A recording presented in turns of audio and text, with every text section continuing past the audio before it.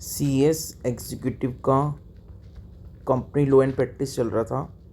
CS executive company law and practice, company law and practice. तो ये था हमारा chapter number 1, introduction to company law. Introduction to company law. अब ये जो चैप्टर है इसकी 3 क्लास हो चुकी हैं। ये है हमारी क्लास नंबर 4। नेक्स्ट कॉन्सेप्ट है हमारा कॉरपोरेट व्हील का कॉन्सेप्ट। कॉरपोरेट व्हील का कॉन्सेप्ट। अब देखो, नॉर्मली क्या है, कंपनी की सेपरेट लीगल एंटिटी होती है। एक जो कंपनी होती है इसकी सेपरेट लीगल एंटिटी होती है, सेपरेट लीगल एंटिटी। तो ये जो कंपनी होती है इसकी सेपरेट लीगल एंटिटी होती है। इस कंपनी के जो डायरेक्टर्स हैं, इस कंपनी के जो डायरेक्टर्स हैं वो इस कंपनी के डायरेक्टर्स एंड इस कंपनी के जो शेयर होल्डर्स हैं ये लोग अलग हैं। ये लोग अलग हैं, डिफरेंट पर्सन्स हैं, डिफरेंट पर्सन्स हैं। तो ये जो कंपनी है इस कंपनी की सेपरेट लीगल एंटिटी होती है कानून की नज़रों में, और इसके जो डायरेक्टर्स हैं या जो शेयर होल्डर्स हैं ये डिफरेंट पर्सन हैं। यानी कानून कंपनी को एक अलग पर्सन मानता है और ये जो डायरेक्टर्स और शेयर होल्डर्स हैं इनको डिफरेंट पर्सन मानता है। क्लियर है? अब अगर मान लो सपोज करो कंपनी की कोई लायबिलिटी है, कंपनी की कोई लायबिलिटी है, कंपनी की अगर कोई लायबिलिटी है तो वो लायबिलिटी इन डायरेक्टर्स की या इन शेयर होल्डर्स की पर्सनल लायबिलिटी नहीं मानी जाएगी। यानी अगर कंपनी की कोई लायबिलिटी है तो वो कंपनी की ही लायबिलिटी रहेगी। कंपनी अपनी असेट बेचकर उस लायबिलिटी को पूरा करेगी, लेकिन वो लायबिलिटी इन डायरेक्टर्स की या शेयर होल्डर्स की पर्सनल लायबिलिटी नहीं मानी जाएगी। क्यों? क्योंकि कंपनी अलग एक डिफरेंट पर्सन है और जो डायरेक्टर और शेयर होल्डर हैं वो डिफरेंट पर्सन है। तो जो कंपनी की लायबिलिटी है वो कंपनी के डायरेक्टर्स या शेयर होल्डर्स की लायबिलिटी नहीं है। तो इसका मतलब है कि एक पर्दा है, व्हील का मतलब है एक पर्दा है जो कंपनी को और कंपनी के डायरेक्टर्स को सेपरेट करता है, अलग अलग करता है। अब अगर मान लो सपोज करो इस पर्दे के पीछे छुपकर अगर ये जो डायरेक्टर्स हैं ये कोई फ्रॉडुलेंट एक्ट करते हैं, ये कोई फ्रॉडुलेंट एक्ट करते हैं कंपनी के बिहाफ पर, तो ये डायरेक्टर इस पर्दे के पीछे छुपकर कंपनी के बिहाफ पे कोई फ्रॉडुलेंट एक्ट करते हैं, तो उस फ्रॉडुलेंट एक्ट के लिए ये जो कॉर्पोरेट व्हील है, ये जो पर्दा है जो कंपनी और डायरेक्टर्स को अलग कर रहा है, इस पर्दे को हटा दिया जाएगा। तो इस पर्दे को जब हटा दिया जाएगा इसको बोलते हैं लिफ्टिंग ऑफ कॉर्पोरेट व्हील। क्या बोलते हैं? Lifting of corporate wheel. Lift का मतलब हटा देना। तो जब इस पर्दे को लिफ्ट कर दिया जाएगा, कौन सा पर्दा? जो कंपनी और कंपनी के डायरेक्टर्स को अलग अलग कर रहा था पर्दा, जब इस व्हील को, इस कॉर्पोरेट व्हील को लिफ्ट कर दिया जाएगा, इस पर्दे को हटा दिया जाएगा, तो कंपनी और कंपनी के जो डायरेक्टर्स हैं उनको एक ही पर्सन मान लिया जाएगा। और ये जो फ्रॉडुलेंट एक्ट किया है डायरेक्टर ने, इस फ्रॉडुलेंट एक्ट के लिए जो ये डायरेक्टर है ये डायरेक्टर रिस्पॉन्सिबल माना जाएगा, ये डायरेक्टर रिस्पॉन्सिबल माना जाएगा। ठीक है? तो आई रिपीट, नॉर्मल केस में क्या होगा, जो कंपनी है और कंपनी के जो डायरेक्टर्स हैं इनके बीच में एक पर्दा है। अब अगर कंपनी की कोई लायबिलिटी है तो वो कंपनी की लायबिलिटी है, वो पे करने के लिए ये जो डायरेक्टर है पर्सनली लायबल नहीं है। लेकिन अगर डायरेक्टर इस पर्दे के पीछे छुपकर कोई फ्रॉडुलेंट एक्ट कर देता है, ये सोचकर कि अगर कल को कुछ प्रॉब्लम हुई तो कंपनी के ऊपर ही जिम्मेदारी आएगी, मैं तो बच जाऊंगा, ऐसा सोचकर अगर डायरेक्टर कोई फ्रॉडुलेंट एक्ट करता है, तो उस केस में ये जो पर्दा है, इस पर्दे को हटा दिया जाएगा और कंपनी और डायरेक्टर को एक ही पर्सन मान लिया जाएगा। और ये जो फ्रॉडुलेंट एक्ट किया है डायरेक्टर ने, इसके लिए ये फ्रॉडुलेंट जो डायरेक्टर है इसको रिस्पॉन्सिबल माना जाएगा। ये डायरेक्टर कल को ये नहीं कह सकता कि सर ये जो फ्रॉडुलेंट एक्ट किया है ये कंपनी ने किया है, ये मैंने नहीं किया। डायरेक्टर कल को ऐसा नहीं बोल सकता। इसी को बोलते हैं लिफ्टिंग ऑफ कॉरपोरेट व्हील।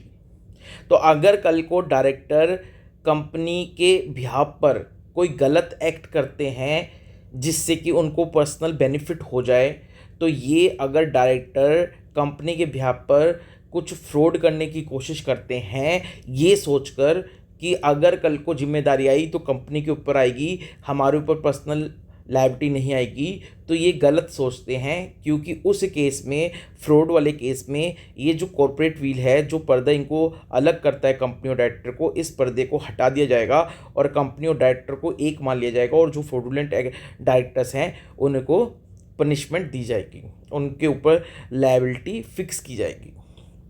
तो यही कॉन्सेप्ट है लिफ्टिंग ऑफ कॉर्पोरेट व्हील का, ठीक है ना। नाउ एक और कॉन्सेप्ट आता है ऑल्टर ईगो का। ऑल्टर ईगो का, अब ऑल्टर ईगो क्या कहता है? अब देखो, लिफ्टिंग ऑफ कॉर्पोरेट व्हील ने क्या करा, ये जो डायरेक्टर है इसको लायबल ठहराया, इसकी लायबिलिटी फिक्स करी। क्यों? डायरेक्टर ने कंपनी के बिहाफ पर फ्रॉडुलेंट एक्ट किया, तो डायरेक्टर ने कंपनी के बिहाफ पर फ्रॉडुलेंट एक्ट किया, इसलिए यहाँ पे जो लायबिलिटी फिक्स की गई वो डायरेक्टर की गई। लेकिन ऑल्टर ईगो का प्रिंसिपल, ये प्रिंसिपल भी लिफ्टिंग ऑफ कॉर्पोरेट व्हील की तरह ही बात करता है। ये प्रिंसिपल भी यहाँ पे लिफ्टिंग ऑफ कॉर्पोरेट व्हील की तरह ही बात करता है। ये क्या कहता है? देखो, ये भी वही बात बता रहा है जो लिफ्टिंग ऑफ कॉर्पोरेट व्हील बता रहा है, लेकिन कुछ अलग तरीके से, कुछ अलग बात बता रहा है। देखो, ऑल्टर ईगो का प्रिंसिपल क्या कहता है? कहता है कि भाई देखो, अगर कोई कंपनी है, इस कंपनी के जो डायरेक्टर्स हैं, जो कंपनी को कंट्रोल करते हैं, हु कंट्रोल्स द कंपनी, तो जो कंपनी के डायरेक्टर्स हैं, जो कंपनी को कंट्रोल करते हैं, कंपनी के जो मेजर शेयर होल्डर्स हैं, जो कंपनी को कंट्रोल करते हैं, अगर इनका कोई गिल्टी इंटेंशन है, इनका कोई रोंग एक्ट है, इनका कोई फ्रॉडुलेंट एक्ट है, इनकी गिल्टी इंटेंशन है, तो अगर कंपनी के जो डायरेक्टर्स या शेयर होल्डर्स हैं, जो कंपनी को कंट्रोल करते हैं, इन्होंने कोई एक्ट किया गिल्टी इंटेंशन के साथ में, यानी मैलिफाइड इंटेंशन के साथ में, इन्होंने कोई रोंग एक्ट किया, फ्रॉडुलेंट एक्ट किया, तो अब जो डायरेक्टर्स हैं इनके ऊपर तो लायबिलिटी फिक्स की जाएगी, लेकिन साथ में ये भी समझा जाएगा कि ये जो डायरेक्टर्स हैं या शेयर होल्डर्स हैं जो कंपनी को कंट्रोल कर रहे हैं, ये कंपनी की ही परछाई हैं। ये कौन है? कंपनी की ही परछाई है। तो इस केस में इन कंट्रोलिंग पर्सन का अगर कोई गिल्टी एक्ट है, गिल्टी इंटेंशन है, रोंग एक्ट है, फ्रॉडुलेंट एक्ट है, तो इनको तो जिम्मेदार ठहराया जाएगा। लेकिन क्योंकि ये कंपनी की परछाई है, तो ये जो कंपनी है, इस कंपनी के ऊपर भी लायबिलिटी फिक्स की जाएगी, इस कंपनी के ऊपर भी लायबिलिटी फिक्स की जाएगी। ये ऑल्टर ईगो का प्रिंसिपल कहता है। इसका मतलब, अगर कंपनी के जो डायरेक्टर्स हैं, जो कंपनी को कंट्रोल कर रहे हैं, इन्होंने कोई फ्रॉडुलेंट एक्ट कर दिया, इन्होंने गिल्टी इंटेंशन के साथ में, मैलिफाइड इंटेंशन के साथ में कोई फ्रॉडुलेंट एक्ट किया है, तो ये तो जिम्मेदार होंगे ही। और क्योंकि ये कंपनी की परछाई हैं, तो इनके साथ साथ कंपनी भी लायबल होगी। ये ऑल्टर ईगो का प्रिंसिपल बताता है। ये जो ऑल्टर ईगो है इसका प्रिंसिपल ये कहता है, ये एक कॉन्सेप्ट है। क्लियर है? तो हमें अब दो कॉन्सेप्ट के बारे में पता लगा, लिफ्टिंग ऑफ कॉर्पोरेट व्हील और डॉक्ट्रिन ऑफ ऑल्टर ईगो। अब जब हम कंपनीज एक्ट 2013 पढ़ेंगे आगे, जब हम कंपनीज एक्ट 2013 पढ़ेंगे आगे, तो देखेंगे कि कंपनीज एक्ट में कौन कौन सी सिचुएशन बताई गई हैं जहाँ पे ये जो लिफ्टिंग ऑफ कॉर्पोरेट व्हील का प्रिंसिपल एप्लीकेबल हो रहा है, और कौन कौन सी सिचुएशन कंपनीज एक्ट में बताई गई हैं जहाँ पे ये डॉक्ट्रिन ऑफ ऑल्टर ईगो का प्रिंसिपल एप्लीकेबल हो रहा है। क्लियर है? क्योंकि हमें जो अल्टीमेटली फॉलो करना है, वो कंपनीज एक्ट 2013 की बात फॉलो करनी है। हमें कंपनीज एक्ट 2013 की बात फॉलो करनी है। ठीक है? तो ये था हमारा companies act, company law and practice chapter 1 introduction to company law का क्लास नंबर 4। ठीक है? नाउ ये हमारा जो फर्स्ट चैप्टर है introduction to company law, introduction to company law में पहले 3 क्लासेस हो चुकी हैं। तो वो 3 क्लासेस में हमने डिफरेंट कॉन्सेप्ट करे हैं, और ये 4th क्लास है जिसमें हमने ये हमारा जो बच्चों का कॉन्सेप्ट था ये कर लिया। अब लिफ्टिंग ऑफ कॉर्पोरेट व्हील के ऊपर कुछ केस लॉज भी हैं जो इतने इम्पोर्टेंट नहीं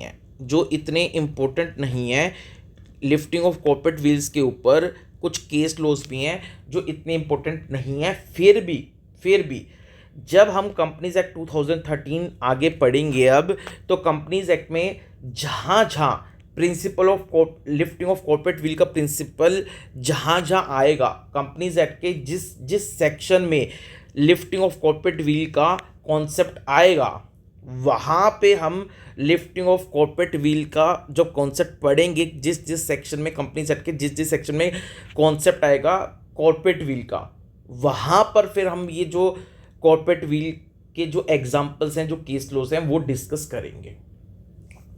ठीक है?